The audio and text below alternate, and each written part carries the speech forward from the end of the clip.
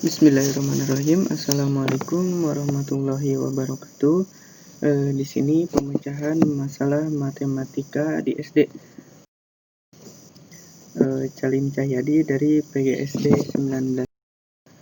Dari nomor 1, matematika adalah ilmu tentang struktur yang terorganisasikan dengan baik.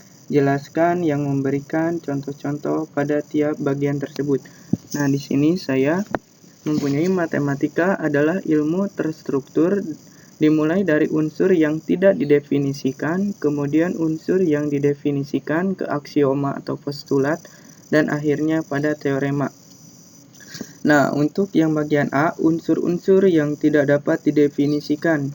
Contohnya seperti titik, garis, lengkungan, bidang, dan bilangan. Nah, untuk yang kedua, unsur-unsur yang didefinisikan. Contohnya seperti sudut, mencari panjang persegi, segitiga, balok, ataupun mencari FVB dan KPK. Nah, yang ketiga atau C, aksioma dan atau postulat. Nah, aksioma adalah suatu pernyataan yang bisa dilihat kebenarannya tanpa perlu adanya bukti. Nah, contohnya atau misalnya yang nomor 1, melalui 2 titik sembarang hanya dapat dibuat sebuah garis. Nah, ini contohnya, melalui 2 titik sembarang hanya dapat dibuat sebuah garis. Yang untuk nomor 2, semua sudut siku-siku dengan yang lainnya sama besar. Nah, itu contohnya. Untuk yang nomor 3, melalui sebuah titik hanya dapat dibuat sebuah garis yang tegak lurus ke sebuah garis yang lain. Nah, ini contohnya.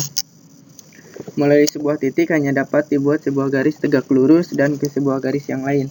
Yang nomor 4, sebuah segitiga tumpul hanya mempunyai sebuah sudut yang lebih besar dari 90 derajat. Nah, ini contohnya. Untuk yang keempat, teorema. Teorema adalah sebuah pernyataan yang dapat dibuktikan atas dasar asumsi yang dinyatakan sebelumnya.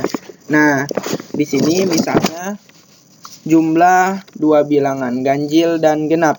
Nah, di sini saya mempunyai contoh 9 tambah 9 sama dengan 18. 2 bilangan ganjil dan genap. Yang kedua, jumlah ketiga sudut pada sebuah segitiga sama dengan 180 derajat. Nah, di sini saya mempunyai jumlah ketiga sudut yang jumlahnya sama dengan 180 derajat. Untuk yang ketiga, jumlah kuadrat siku-siku pada sebuah segitiga sama dengan kuadrat sisi miringnya. Nah, ini contohnya. Nomor 2, berikan contoh pemecahan masalah matematika. Nah, di sini pemecahan masalah matematika.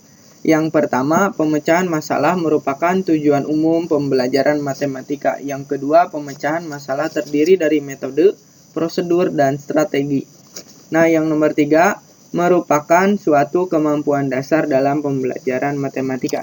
Di sini saya mempunyai contoh.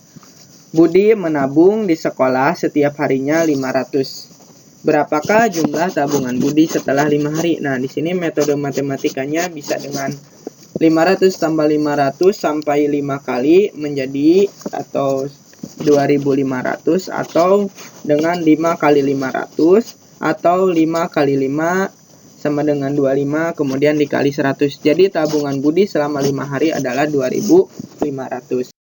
Nah, untuk soal yang ketiga, carilah 2 masalah matematika dan selesaikan menggunakan salah satu pemecahan masalah. Jika mungkin, selesaikan kembali masalah tersebut menggunakan strategi yang berbeda dengan yang sebelumnya. Nah, di sini ada soal rutin. Pada saat upacara pengibaran bendera hari Senin diikuti oleh laki-laki dengan 8.953 orang dan perempuan 8.854 orang, berapakah jumlah yang mengikuti upacara pengibaran bendera? Nah, bisa dengan cara menghitung ke samping ataupun dengan ke bawah seperti ini. 3 tambah 4 sama dengan 7, 5 tambah 5 sama dengan 10, bawah 1, 9 tambah 8 sama dengan 17, di bawah 1 sama dengan 18, ditambah 1, 8 tambah 8, 16 tambah 1 sama dengan 17. Jadi, keseluruhannya 17.807. Nah, ini untuk soal non-rutin. Pada pesta ulang tahun Budi ada banyak orang yang hadir. Budi menghitung bahwa perbandingan antara laki-laki dan perempuan adalah 3:5. Jumlah laki-laki yang hadir 16 orang, lebih sedikit dari perempuan. Ada berapa banyak perempuan yang hadir dalam pesta ulang tahun Budi? Nah, di sini cara satu menggunakan persamaan.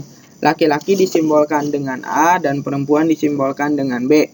A sama dengan B atau 3:5 diketahui jumlah laki-laki 16 orang, lebih sedikit daripada perempuan.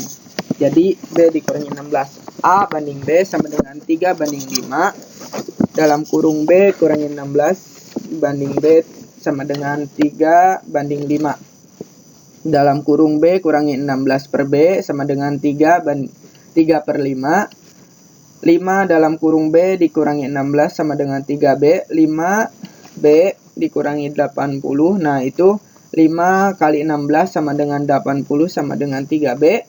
Kemudian 5B dikurangi 3B sama dengan 80.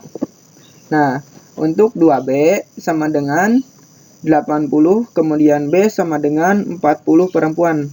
Laki-laki sama dengan B dikurang 16 sama dengan 40 dikurangi 16 sama dengan 24. Jadi laki-laki 24 dan perempuannya 40 orang. Kemudian dengan cara 2 yaitu menggunakan tabel. Nah, di sini laki-laki, perempuan dan selisih. Nah, laki-lakinya itu 3, perempuannya 5. Nah, selisihnya 2. Jadi kelipatan dari laki-laki sama perempuan, yang laki-laki itu 3, 6, 9 sampai seterusnya, yang perempuan 5, 10, 15 sampai seterusnya, sehingga selisihnya itu menjadi 16. Nah, di sini terdapat pada angka 24 untuk laki-laki dan perempuan 40, selisihnya 16. Jadi laki-lakinya 24 dan perempuannya 40. Nah, untuk soal nomor 4. Apakah tahapan pemecahan masalah matematika yang dikemukakan oleh Folia memahami masalah, mengembangkan rencana, melaksanakan rencana, dan memeriksa kembali dapat digunakan dalam memecahkan masalah dalam kehidupan sehari-hari? Jelaskan contohnya dan alasannya. Nah, di sini ada tahapan pemecahan masalah matematis yang dikemukakan oleh Folia. Yang pertama, memahami masalah. Yang kedua, mengembangkan perencanaan. Yang ketiga, melaksanakan perencanaan.